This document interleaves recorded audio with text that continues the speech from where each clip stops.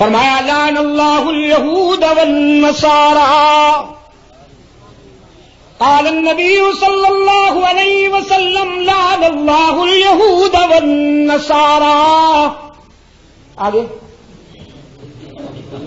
اتخذوا قبور انبیائہم مسجدا یا مساجدا. یہود و نصارہ پر اللہ کی لعنت ہو کہ انہوں نے نبیوں اور اللہ کے رسولوں کی قبروں کو سجدہ گاہ بنا لیا. جو نبیوں رسولوں کی قبروں پہ سر جھکائیں ان پہ تو رسول نے لعنت کی ہے، اور جو ہر بڑے ساز کی قبر پہ جھک جائیں وہ عاشق کہلائیں. تلک اذن قسمت ویزا. اور کاروباری فنکار کہتا ہے یہ تو تعظیم ہے. بزرگوں کی قبروں پہ جھکنا کیا ہے؟ تعظیم ہے. اور میں نے کہا نہیں، اونچا کہو نا بیٹا جی، اونچا کہو پیارے بیٹے جی. تقسیم ہے. دیکھا آپ کو بھول گیا، بچوں نے یاد کیا ہوا ہے. غیر اللہ کے آگے جھکنا تعظیم نہیں، اللہ کے حق میں تقسیم ہے. اور اکبر نے کہا ہو جس میں عبادت کا دھوکہ مخلوق کی وہ تعظیم نہ کر. ہو جس میں عبادت کا دھوکہ مخلوق کی وہ تعظیم نہ کر. جو خاص خدا کا حصہ ہے بندوں میں اسے تقسیم نہ کر.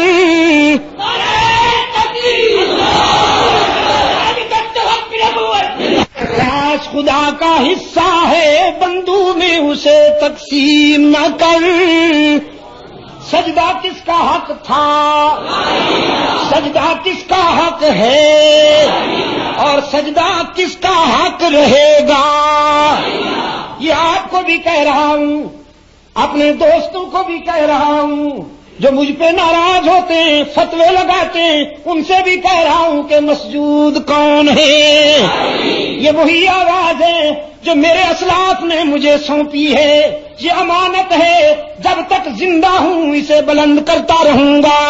یہ امانت ہے مجدد الفسانی کی، یہ امانت ہے شاہ اسماعیل شہید کی، یہ امانت ہے شیخ القرآن مرحوم و مغفور کی، یہ امانت ہے محمود حسن دیوبندی کی، یہ امانت ہے شاہ اشرف علی تھانوی کی، یہ امانت ہے رشید احمد گنگوہی کی، یہ امانت ہے نانوتوی کی، یہ امانت ہے شاہ ولی اللہ کی، یہ امانت ہے شاہ عبدالعزیز کی، یہ امانت ہے مجدد الفسانی کی، یہ امانت ہے سید عبد القادر گیلانی کی، یہ امانت ہے ابو حنیفہ کی، احمد ابن حنبل کی، شافعی کی، مالک کی، ابن تیمیہ کی، یہ امانت ہے جعفر صادق کی، یہ امانت ہے حسن و حسین کی، یہ امانت ہے زین العابدین کی، یہ امانت ہے علی المرتضیٰ کی، یہ امانت ہے عثمان کی، فاروق کی، صدیق کی اور میرے محبوب محمد کی.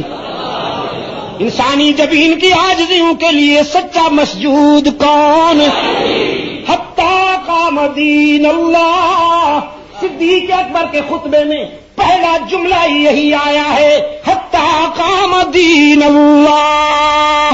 بنیاد ہے یہ بنیاد.